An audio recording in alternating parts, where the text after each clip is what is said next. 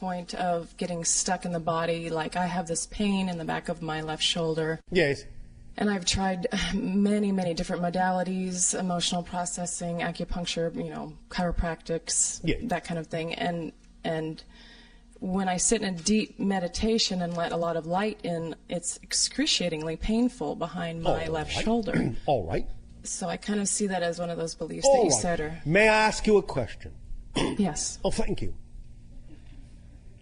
What is your resistance to being your full self?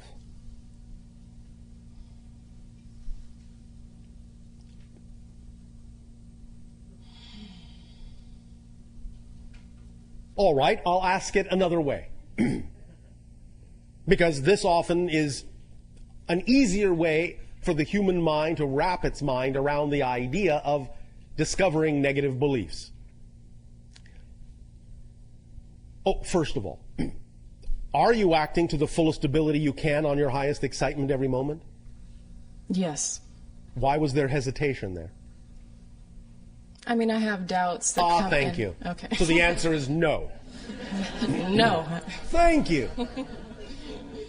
So the question is, what is the worst possible thing you fear might happen if you did?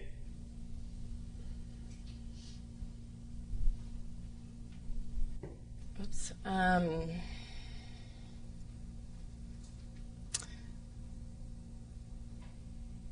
I have gotten to the point of being near destitute with money. And Near destitute? Yeah, near homelessness. So are you saying that by acting on your excitement, it created the idea and the experience of being destitute?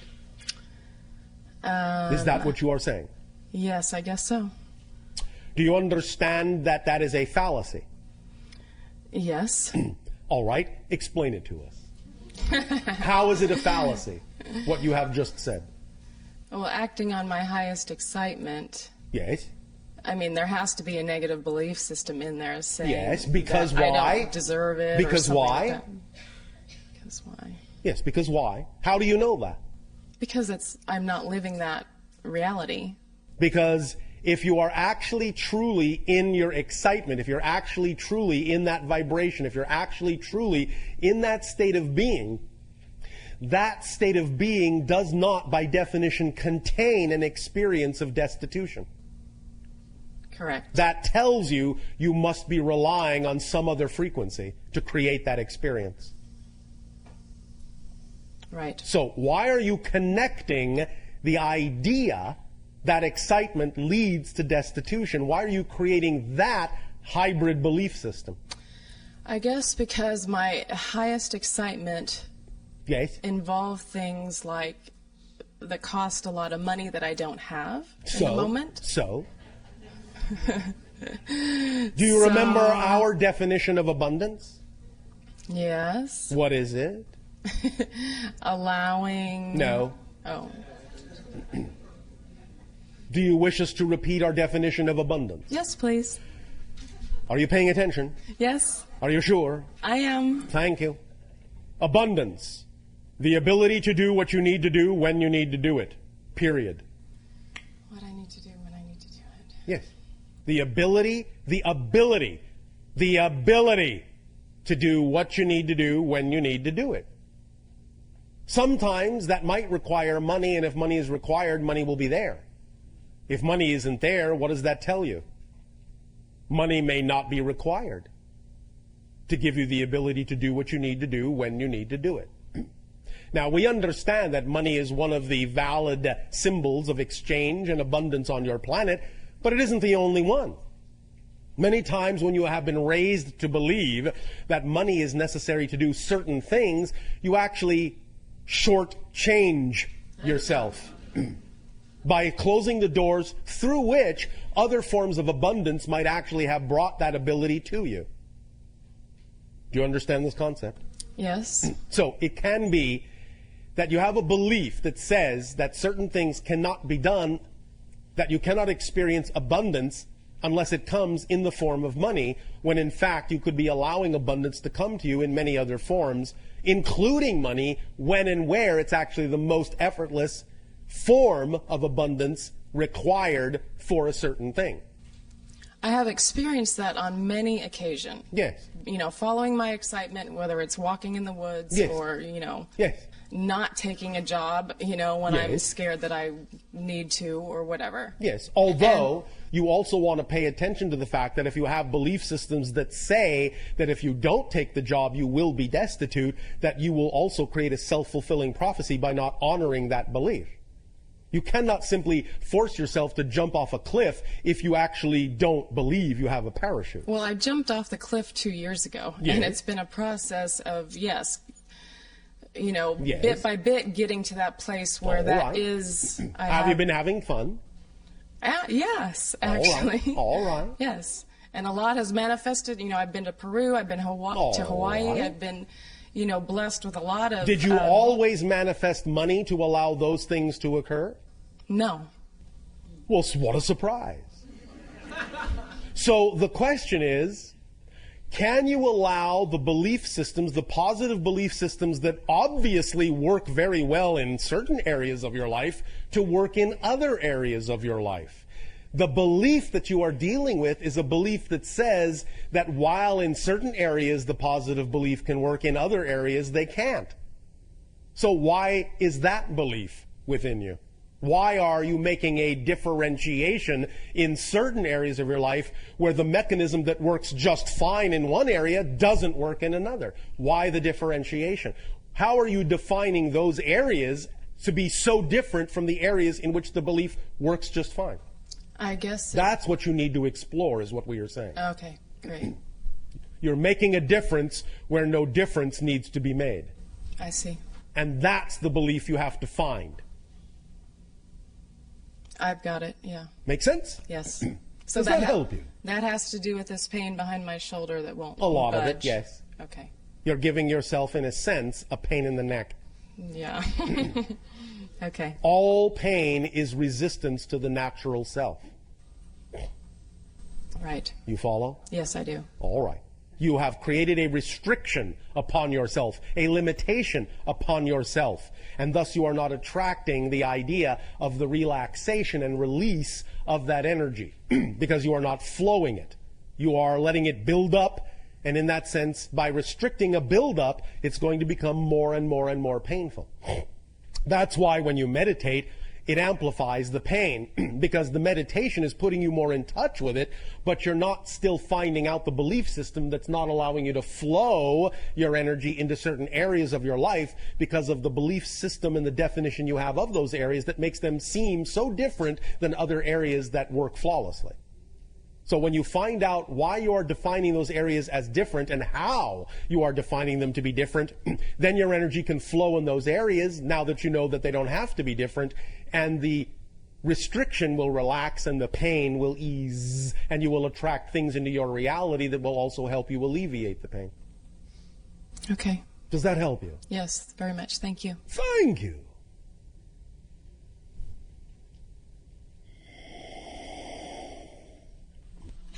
Bashar! Hello! So, you know already that I'm Yes. excited to be here. So, a couple of general, sort of larger questions about the collective unconscious core beliefs. Yes. Well, I think it was Thoreau said the majority of men lead lives of quiet desperation. And All right. I'm just sort of wondering, as you are able to peruse the planet, Yes. what's the percentage right now of being locked into these negative beliefs that is bringing the planet into a more negative state? And It's how not that will... going into a more negative state. It is actually heading toward a more positive one by getting all the negativity out in the open and examining and dealing and integrating it. So this is a time of fleshing out of the negative. And As we have said, yes. your 2012 demarcation threshold is the time when the collective consciousness after that point will actually have slightly tipped the scales so that the collective energy of your planet will actually be slightly more positive after that date and can then snowball and expand and amplify from there. Now, this does not mean that the majority of people are experiencing positive energy. It simply means that the collective energy will be more positive. But the idea of that positive energy tipping the scales will actually come from a relatively small percentage of the population. The idea is that positive energy is integrative and expansive. So it doesn't take as many people staying in a positive state to actually tip the scales, even though there may be more people functioning in a negative state. Because people functioning in a negative state are not cohesive and don't add their energy. It's not, in that sense, cumulative. It's only individualized. So the idea is that there will be just enough positively oriented people on the planet after 2012 so that the collective energy will be generally positive, which will give the remaining negatively oriented people more opportunity to choose positive energy, but it doesn't necessarily mean that they have to. But what's going on is what you said. Many of the negative belief systems are being brought out into the open in a kind of flushing out system so that people can decide for themselves which way they would prefer to go, what kind of a world they would prefer to have.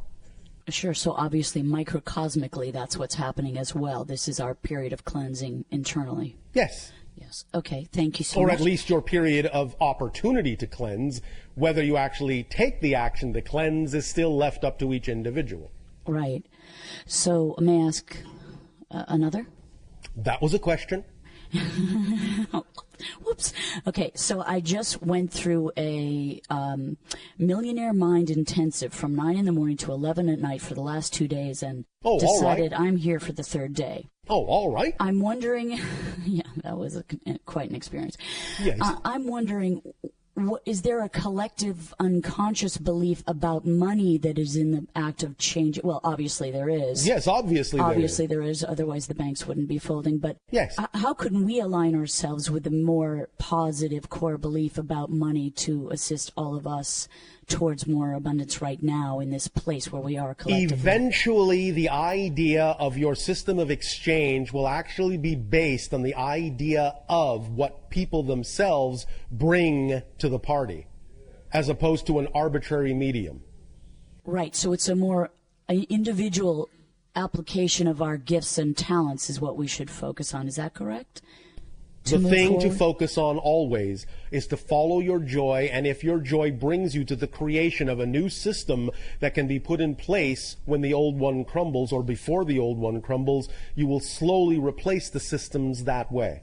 Right. So you will not change the systems that are there. You will invent new systems that are part and parcel of your highest joy so that they will be in place when the old ones no longer work. But what we are simply saying is that as we scan your collective energy, we can tell that eventually, not tomorrow, not the day after tomorrow, maybe not even for several years, but eventually, maybe within your lifetimes, you will start to see the beginnings of a new exchange system that will actually be based on the people themselves and what they have to give, and an exchange in that context as opposed to arbitrary modalities of exchange that are only symbolic. That is, to me, like so exciting. I just want to dance right now. Go ahead. Woohoo! Thank you. You know I'm just containing myself. And the Why? I know, but because I get disciplined by others around me as I express joy for everything you're telling me. Anyone going to discipline her?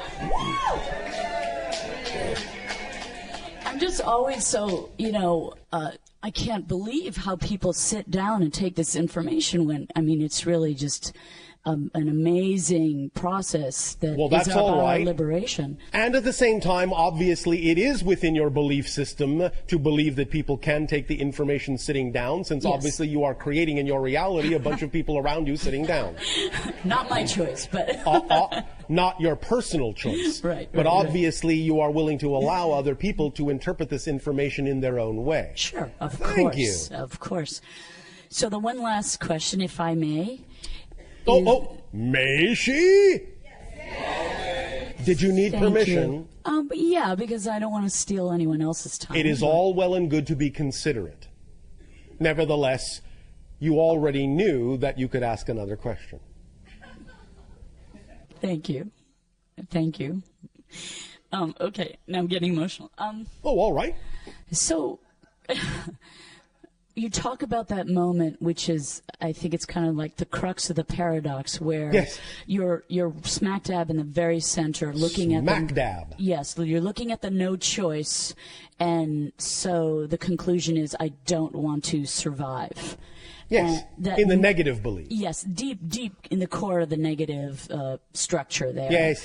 It seems to me like that is also a place of tremendous potential alchemy. Like, yes, of course. That's what we're talking about. Right. I understand that, and I know you sort of answered this question as what would I have to believe is true in order to be in the situation. But I kind of want you to expand on that moment, that quintessential moment where you're up against the wall a tiny bit more, if that's possible. All right. How to produce the alchemy, how to allow the alchemy of that second. Is that possible? It is possible. Thank you, sir. Sirs. Oh, sir. Ooh. Sirs.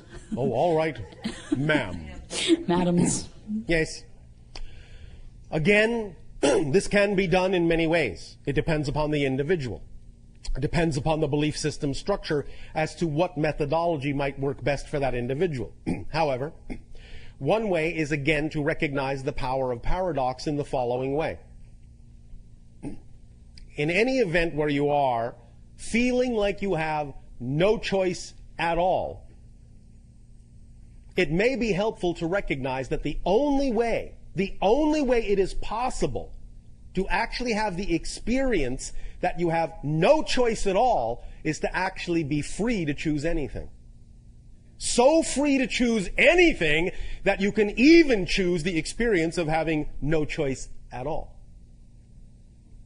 Does that make sense? Yes, no, maybe. I'm getting there. It's kind of like living inside your anonymity, or I don't know. It's asking yourself, how did it come down to the idea that there is no other choice here? Because again, there's a negative and a positive side to this. The idea of the negative side of having no other choice can lead to the idea of true self-annihilation in the form of suicide. Not really self-annihilation, but a transition, but annihilation of the physical personality. The idea of no choice at all in the positive sense is that your passion is so representative of your true vibration that nothing else seems logical to choose, that there is no other choice but that one. So you can look at it from both sides. Having no choice doesn't in and of itself need to be a negative thing. It can be a positive thing. So the first realization is that even the issue of having no choice can also be positive as well as negative.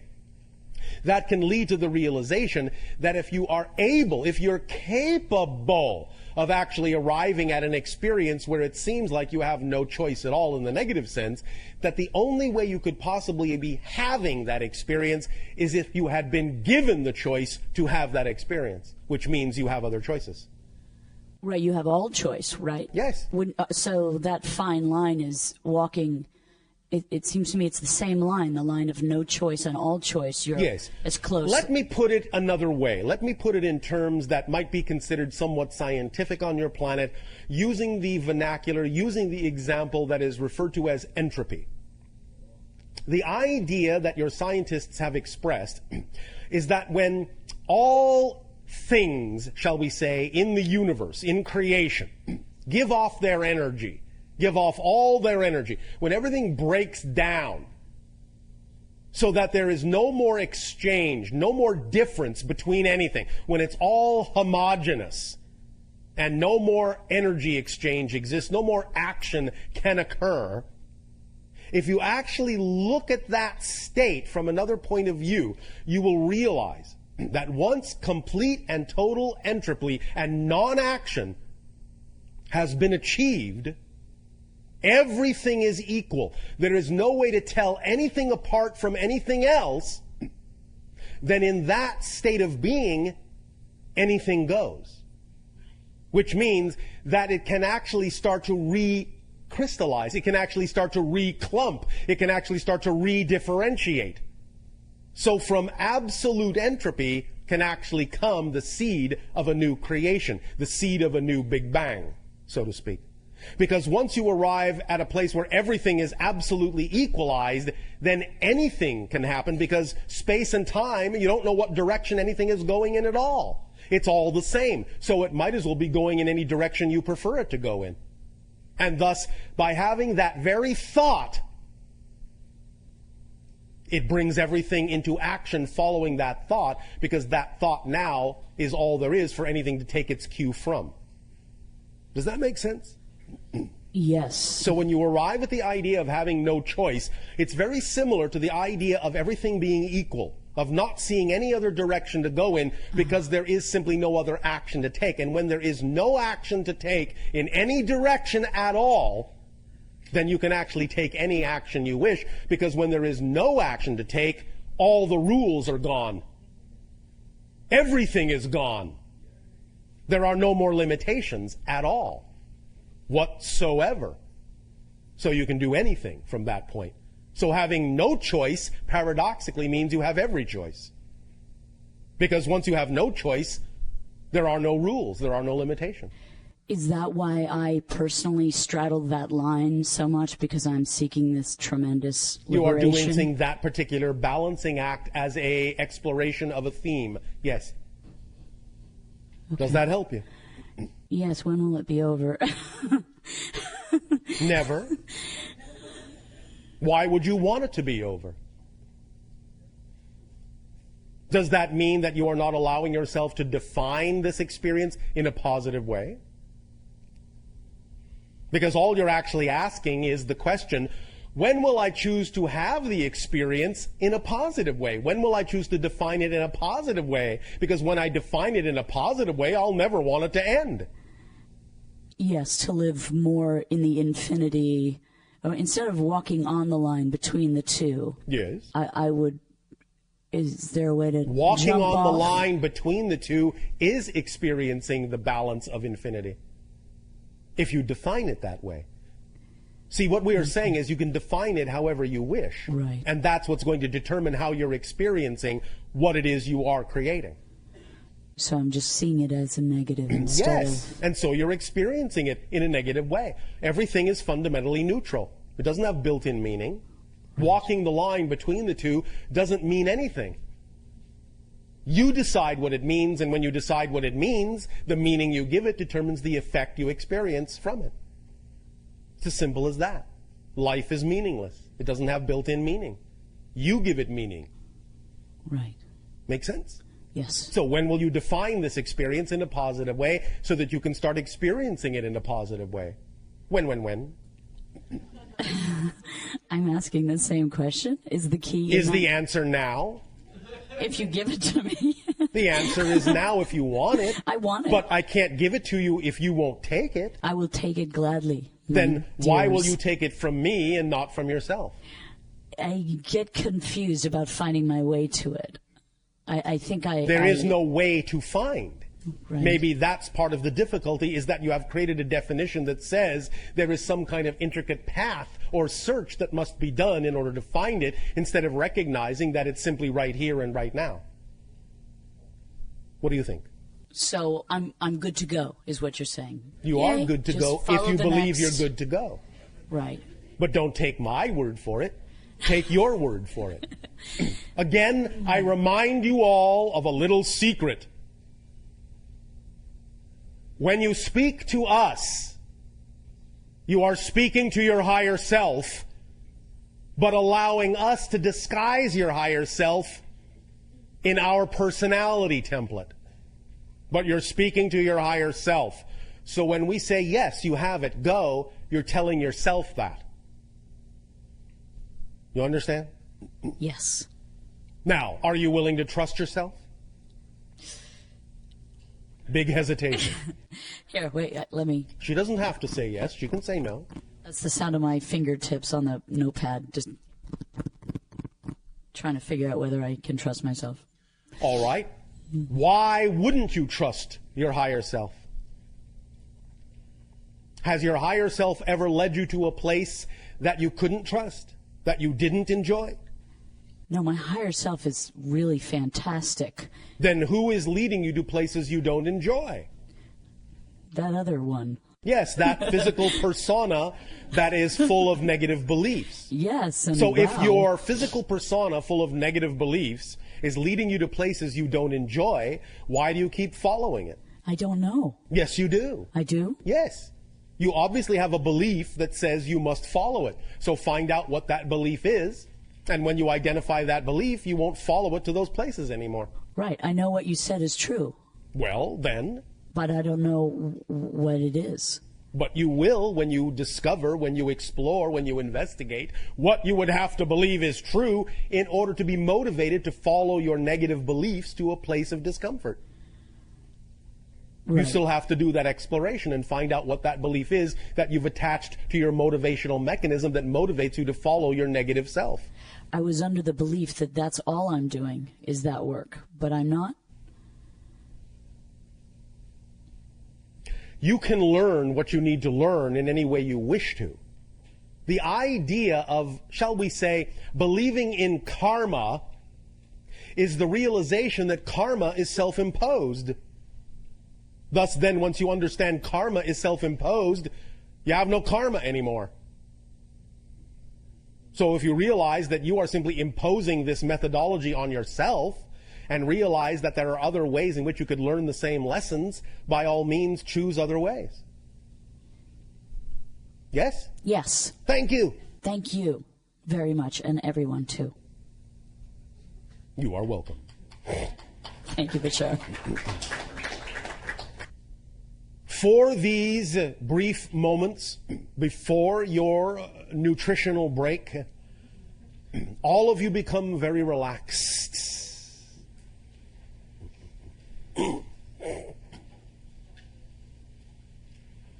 Close your eyes and take a deep breath in. Imagine a giant ball of light, a star, the sun, just above you. Feel yourself melting under its heat. Melting, softening, plasticizing. All of your components blending together, flowing, undifferentiating, melting into a crucible of bubbling liquid. You are a golden bubbling liquid in this golden chalice. Pure, undifferentiated, honey-colored, bubbling liquid. Feel the warmth. Feel the ease. No difference between this and that. All one.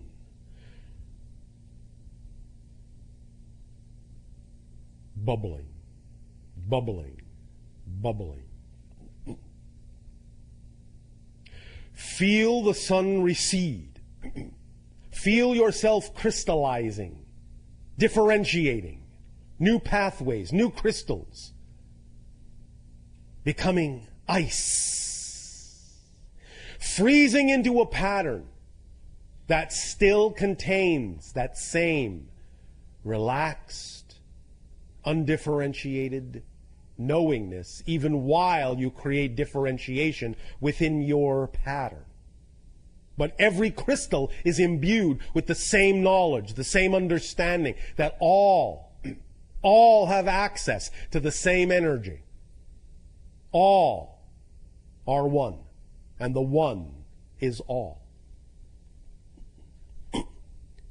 Now feel yourself getting colder and colder and colder. Feel yourself, this ice crystal in the blackness of space, crystallizing, crystallizing, crystallizing until you crack and shatter into 1,000 shards and go floating off in zero gravity in all different directions, glistening in the distant starlight, little pinpoints of ice crystal light floating off, floating off, floating off, until your crystals are evenly dispersed throughout the totality of the emptiness, of the blackness, of the void. And there is nothing but your crystals everywhere, equidistant, glistening, glistening, glistening. And then the light goes out. And then you suddenly awaken to the fact that you are a body in a world once again. Awakening from this dream, this expansive idea, this expansive reality is contained within you. In every cell, in every atom, in every subatomic particle. Breathe in the knowingness. Breathe it in, breathe it in, breathe it in. And as you exhale, exhale with certainty that you are not the same person that was here a moment ago.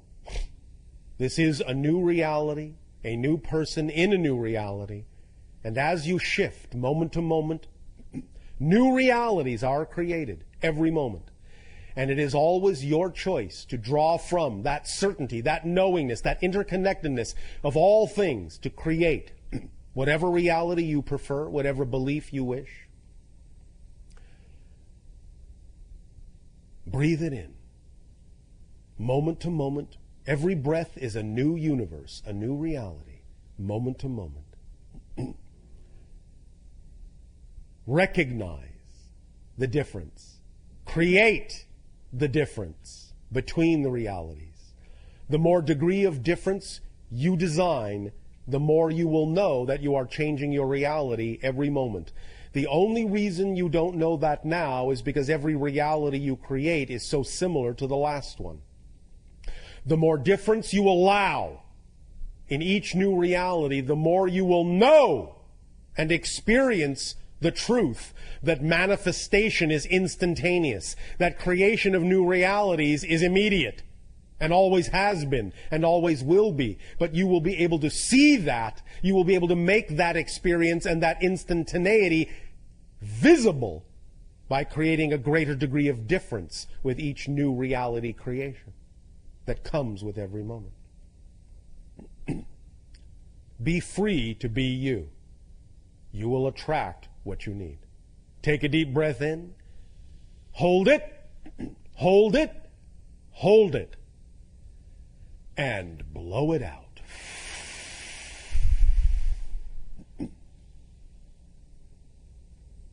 Take a deep breath in.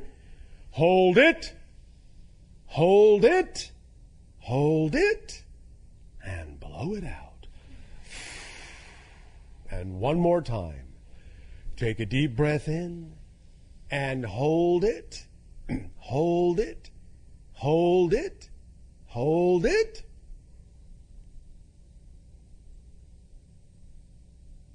Well, what are you waiting for? Let it out. You need no one's permission to breathe. Open your eyes. Feel the tingling sensation of new energy rewiring your brain. Feel the template begin to lock itself, begin to form itself. The new pattern of belief system structure awareness beginning to take hold in your neurological paths. And now you will go and nourish yourself to prepare for the third part of this transmission, where we will burn that template into your neurological patterns. Enjoy your break. Good day.